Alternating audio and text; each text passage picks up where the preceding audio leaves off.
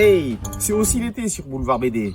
Cet été, Boulevard BD te propose une série spéciale pour remettre sur le devant de la scène des albums parus il y a quelques mois. Bienvenue sur l'été de Boulevard BD.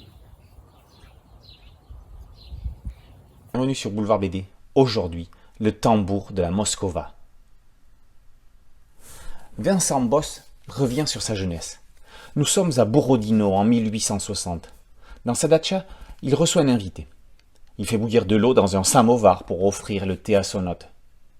Vincent lui raconte sa carrière de tambour, et en particulier la retraite de Russie, 48 ans plus tôt, dans les troupes de l'armée napoléonienne. Il paraît même que l'empereur lui aurait souri. À travers l'expérience et l'innocence du jeune tambour Vincent Bosse, Simon Spruit montre l'absurdité d'une désastreuse guerre. Le 7 septembre 1812, 250 000 soldats russes et français s'opposent dans un massacre qui comptera 75 000 tués ou blessés. L'armée napoléonienne en sortira vainqueur mais meurtrie. Le jeune tambour fera partie des rescapés.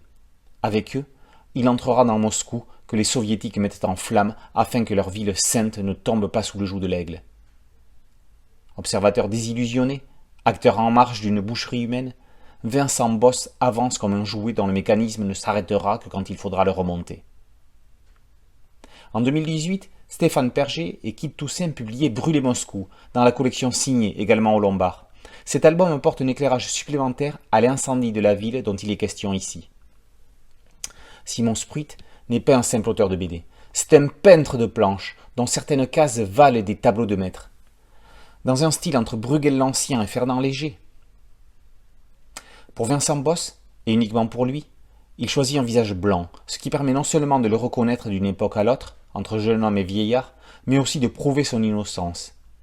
Le tambour ne représente rien d'autre que la colombe de la paix qui jamais ne tient un fusil et constate amèrement son impuissance face au désastre.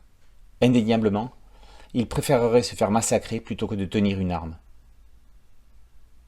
Serge Lama racontait la retraite de Russie dans une chanson de la comédie musicale Napoléon. Le texte retranscrit l'ambiance de l'album de Simon Spruit comme s'il avait été écrit pour lui. Triste, triste retraite, tambour noir et sourde trompette, l'impériale, la bonne étoile d'hier se voile sur ce troupeau. Dans une annonce finale inattendue, l'auteur donne une dimension nouvelle à l'une des œuvres les plus grandioses de la littérature russe.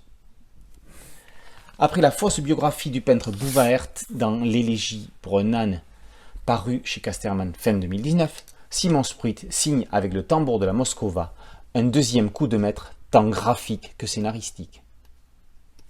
Le tambour de la Moscova, par Simon Spruit, est paru aux éditions du Lombard. Boulevard BD, c'est un podcast audio, une chaîne YouTube. N'oubliez pas de liker, de vous abonner et d'activer la cloche de notification pour être prévenu de nouvelles chroniques. A très bientôt sur Boulevard BD. Ciao.